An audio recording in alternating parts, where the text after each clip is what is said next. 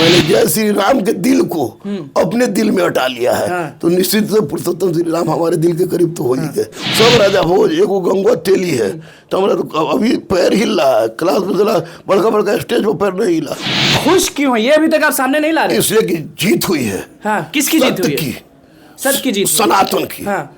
सत्य और सनातन हाँ। की। प्रेम तो पूरे इंसाने से है, प्रेम तो इंसाने से है। वो लालू जी को तो खैर गार्जियन स्वरूप देखता हूँ। मैं यही पूछता था कि पहले हिंदू आया कि पहले मुसलमान आया कि पहले इंसान आया। और मेरी माँ मर गई, उसने भी जवाब नहीं दिया।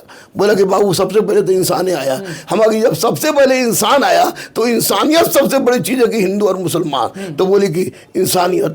और मैंने बहुत सारे मुसलमानों को दारू पीते देखा है, और उसमें आने के बाद मैंने देखा है मेरे रिश्तेदार का ही तो अपने वाइफ को बोलता है तलाक तलाक तलाक। और इस साला दारू पी के बोल दिया तलाक तलाक तलाक। तलाक हो गलो।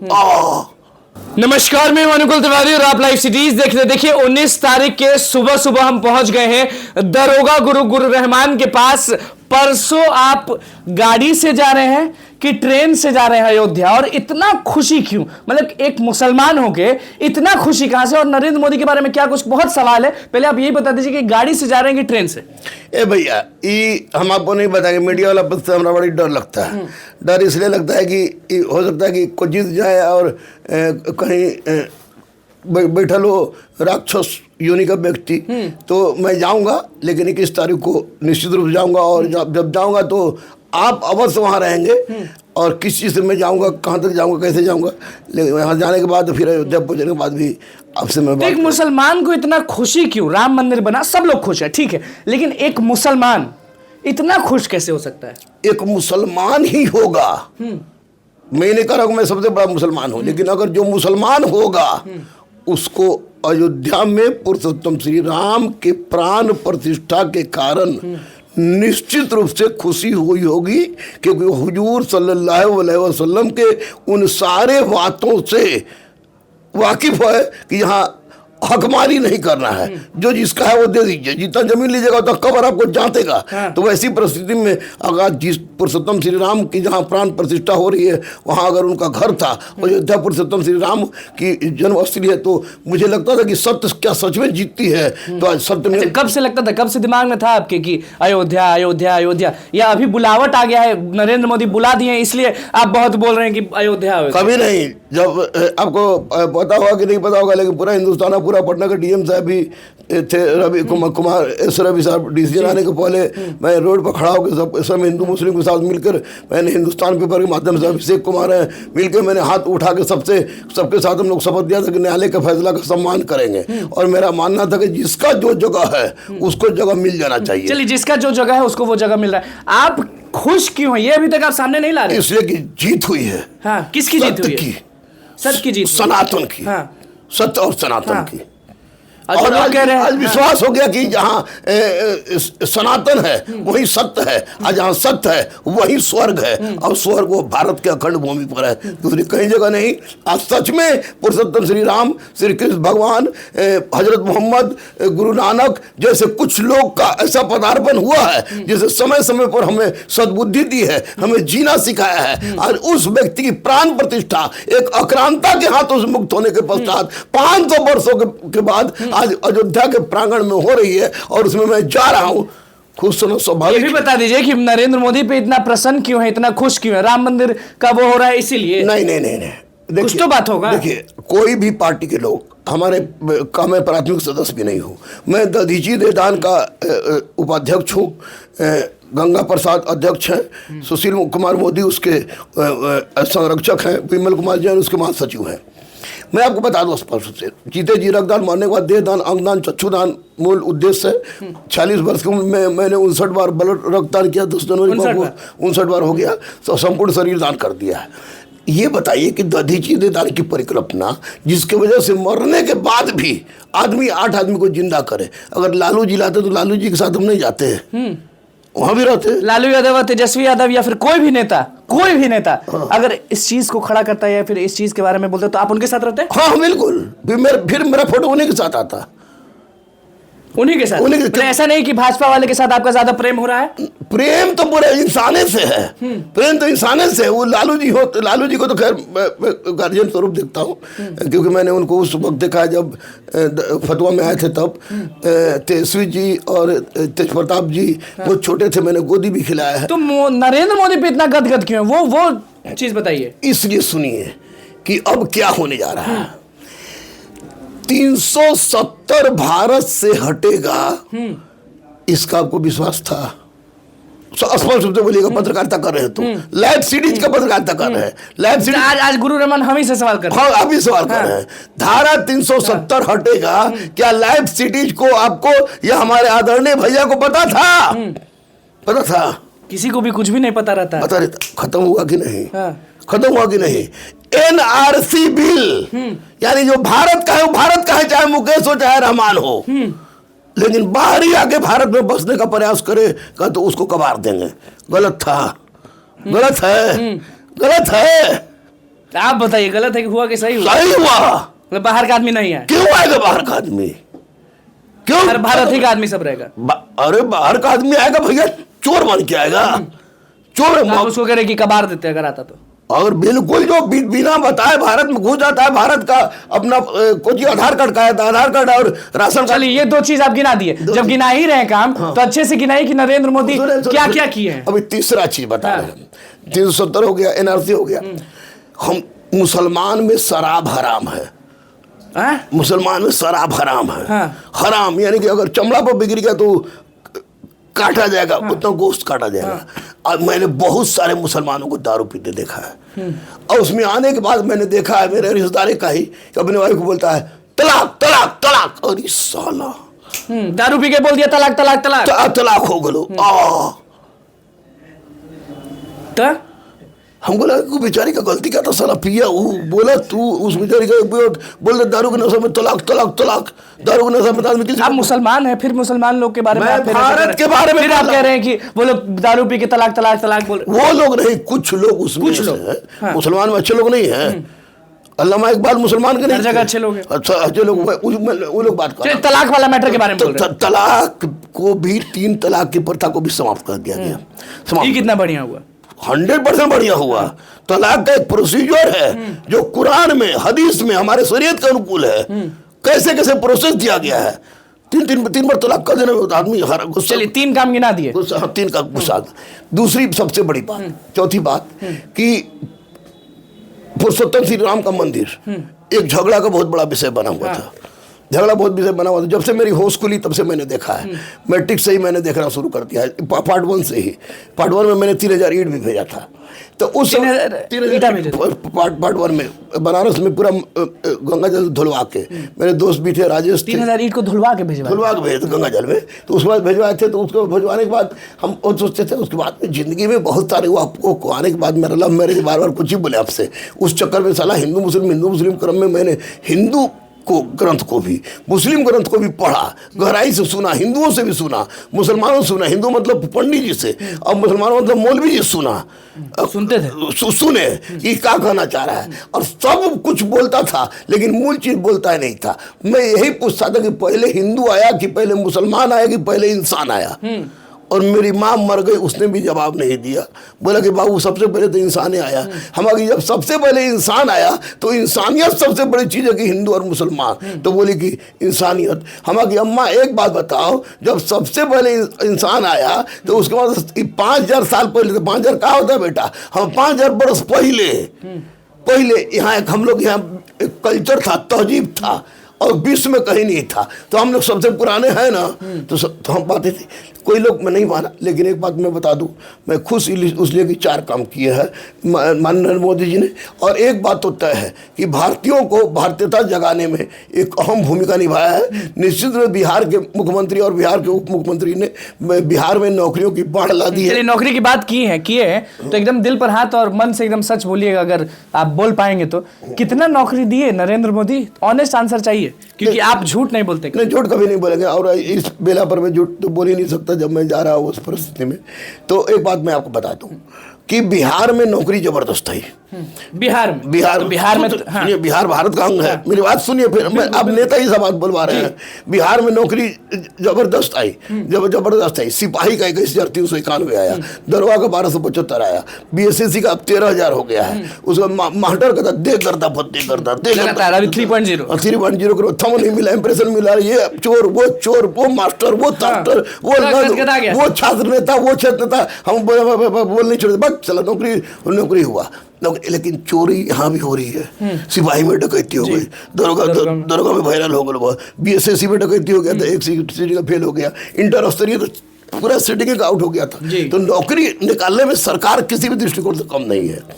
और ये बिहार की बात हुई। हाँ। मैं तेजस्वी जी और नीतीश जी के द्वारा नौकरी निकालने के लिए ग्रेट सैल्यूट करता हूँ।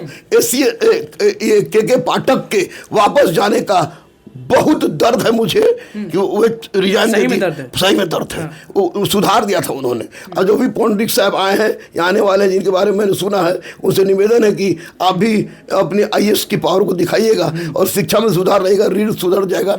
इस काम में तेजस्वी जी और माननीय मुख्यमंत्री जी बहुत अच्छा काम किए हैं। Great salute. Atul Prasad sir को ग्रेट सैल्यूट। बीपीएसएससी, बीएसएससी और सिपाही भर्ती बोर्ड तो होतकर जी आई हैं, एक ईमानदार कर्तव्यनिष्ठ रही है, उनको भी कोई दिक्कत नहीं है। बाकी लोग से सुधार की अपेक्षा करते हैं। माननीय नरेंद्र मोदी मेरे कोई रिश्तेदार नहीं है, मेरे तो हो ही नहीं सकते, मैं मियाँ हूँ, मेरी पत्नी के हो ही नहीं सकते, पत्नी की जात से अलग है, तो मेरे कोई रिश्तेदार नहीं हो सकते। लेकिन माननीय नरेंद्र मोदी ने जो कार्य किया और भारत को जिस भारतीयता का एहसास दिलाया, और धीरे धीरे नौकरी सब में आएगी। आप याद रखिएगा 2024 में नौकरी 2023-24 में आई है। 2024 में केंद्र की रेलवे की बहाली हो। आरपीएफ का आया ना, आरपीएफ का आया कि नहीं आया? रेलवे की सारी एलडीसी, ये आपको गैंगमैन का कितना 1,25,000 से ज्यादा आने वाला है, वो आएगा। अभी तो 24 में चुनाव है तो आएगा। चुनाव के समय में आ रहा है ना भाई। तो चुनाव के समय में तो सारे लोग निकालेंगे ही नौकरी, क्योंकि वोट चाहिए। वो राजनीतिक मुद्दा हो गया। लेकिन आएगा, आप ये कह रहे हैं? आएगा, वैकेंसी आएगी। नरेंद्र मोदी के इन कार्यों से मैं प्रसन्नता में हूँ। मेरे बॉस के बॉस, जैसे बागेश्वर जी हमारे रिश्तेदार हैं, बागेश्वर जी रिश्तेदार नहीं ना थे, लेकिन उनके बारे में मैंने चिल्लाया भी रखे हुए हनुमान जी, तो हमारे बॉस है, यहाँ गया रखे, मेरे आत्मा में है। तो वो जो मैंने उनके बारे में भी चिल्लाया, तो अब मेरे बॉस के बॉस आ रहे, तो बॉस तो मेरे वहां होंगे ही होंगे। तो क्या बहाने भीड़ में हमारे बॉस से साक्षात दर्शन भी हो जाए। मतलब कि हनुमान जी के इंतजार के लिए आप जा रहे हैं वहाँ पे, हो सके तो हनुमान जी से साक्षात दर्शन हो जाए। कहे कि इधर मेन मुद्दा तो ये है, इधर कहे कि नींद की कदा गोली खाने के बावजूद भी मुझे रात में नींद नहीं आ रही है। बार बार अयोध्या का ढांचा, कामेश्वर चौपाल का चेहरा, नरेंद्र मोदी का चेहरा, वो भीड़, वो परिस्थिति ऐसा बना है। सुंदर कितना लग रहा है? सुंदर कितना लग रहा है वो हमको मतलब नहीं है। जिसका घर था वो घर उसको मिल गया। अब मैं बहुत खुश हूँ। यह ईमान की जीत हुई है, सत्य की जीत हुई है, यहाँ पर इंसानियत की जीत हुई है। कोई राजनीति आप नहीं करेंगे, कोई आप कुछ नहीं बोलेंगे, राम जी आ रहे हैं तो आप जाएंगे तो जाएंगे, एकदम जाएंगे भैया। कौन नहीं रोक देगा? कोई मार कमाई का रोक देगा? कोई नहीं। हमारे बॉस के बॉस आ रहे हैं, मेरा तो जाना फर्ज बनता है।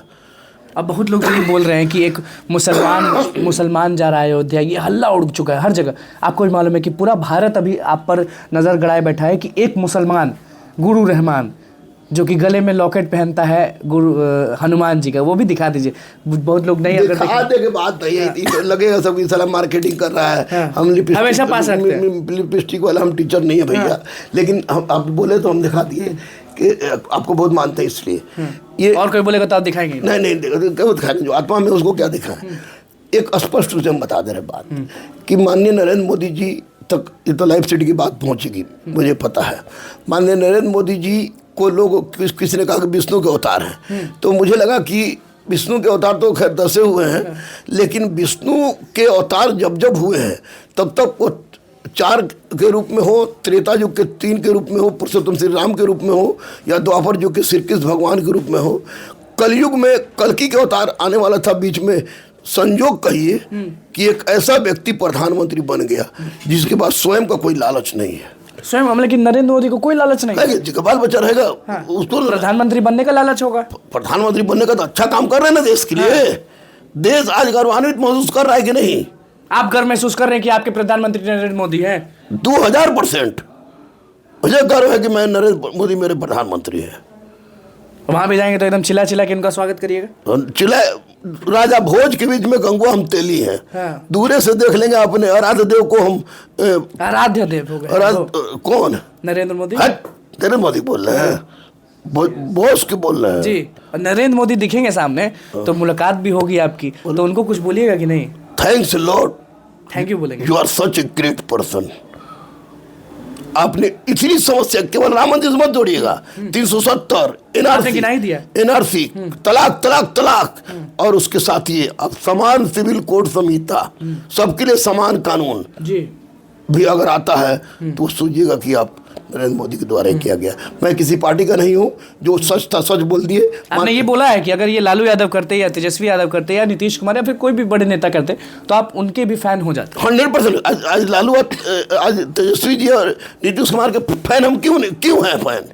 कहीं वो सिपाही 1391 बच्चों के लिए आप मरते हैं और बच्चों का वो अच्छा करते हैं। 1391 निकाल दिए, दरोगा 1275 निकाल दिए, मास्टर के तो खचखचा के भर दिए, 13,000 निकल गया बीएसएससी का, उसके बाद और निकल भी करेगा। तो पूजा करते हैं? हाँ, करेगा नहीं भाई? आप पूजा करते हैं? हाँ भाई। सुबह उठते हैं तो जल चढ़ाते हैं या फिर कुछ भी? अगर तू तो लेटेस्ट हिंदू है तू ना। हाँ, क्या करते हैं? हम आत्मा से हिंदू है। हाँ, हम लेटेस्ट हिंदू हो गए। हाँ, अब लेटेस्ट हिंदू हो गए, वेस्टर्न हिंदू आप हो गए। और आप क्या करते हैं? तो सुबह हम सुबह उठते हैं, सुबह उठने के बाद सबसे पहले पानी पीते हैं। वो तामा की गिलास मेरी पत्नी रख देती है, लोटा रहता है, और उसके बाद एक गिलास रहता है, उसमें पानी पीते हैं। उसके बाद फर फ्रेश होके आते हैं।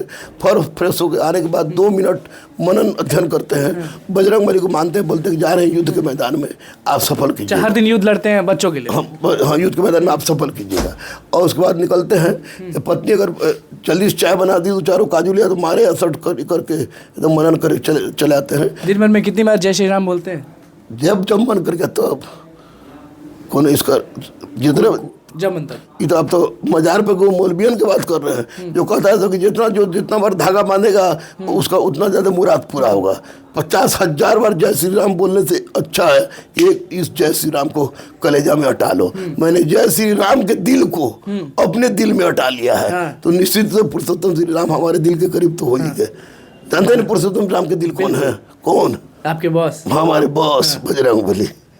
इसलिए मुझे कोई पूरा खुश है, पूरा खुश है। अद्भुत मन चकाचक। परसों आएंगे हम। परसों साथ आपको आना है। हाँ। जय श्री राम का उद्घोष लगाना है, झंडा लगा रहेगा, चलेंगे निकलेंगे, झंडा लगा रहेगा। हाँ, उसके बाद 22 के रब दूरे से देख लो चकचुक है सब। हीरो हीरोइन भी लोग भी है, तो लाजो तो लगता है हम लोग गुरु न है। अगर हो गया देख के पूजा करेंगे, भीड़ में तलाशेंगे अपने बॉस को।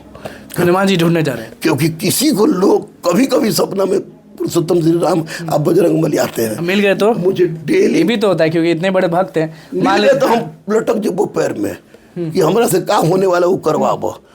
अगर ज्ञान असली गुरुकुलम ही बनना चाह रहा तो बनवाबो, हमरा नया भारत बनाबो, लेकिन बनाबो। तो चलिए जाते जाते इतना बता दीजिए कि जिनके लिए आप मरते हैं, शिक्षक अभ्यर्थी हो या फिर स्टूडेंट, एक स्टूडेंट नाम के लिए आप मरते हैं, जान दे देते हैं, उनके लिए क्या मांगिएगा? उनके लिए मांगे कि हुजूर आपने एक मिसाल पेश किया है, a great salute, a great salute, great salute. Bharat को जैसा प्रधानमंत्री चाहिए था वैसा मिला है। अब बच्चों को की बेरोजगारी के लिए प्रयास कर दीजिए।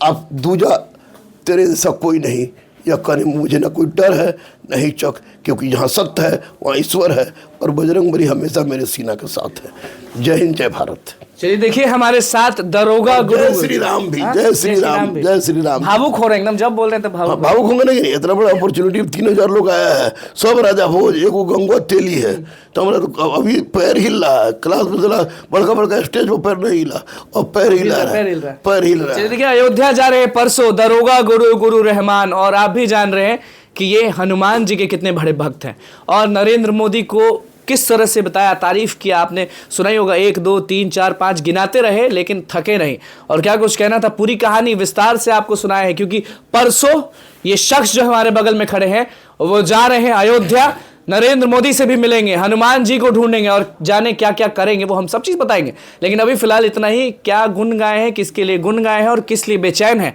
और पैर क्यों कांप रहा है, वो आपने सुन लिया। तो बस अब देखना होगा कि परसों किस तरह से दरोगा गुरु रहमान जाते हैं, वो भी हम आपको दिखाएंगे। तो बस लाइव सीरीज के साथ बने, मैं चैनल को सब्सक्राइब करें, पेज को लाइक करें। धन्यवाद।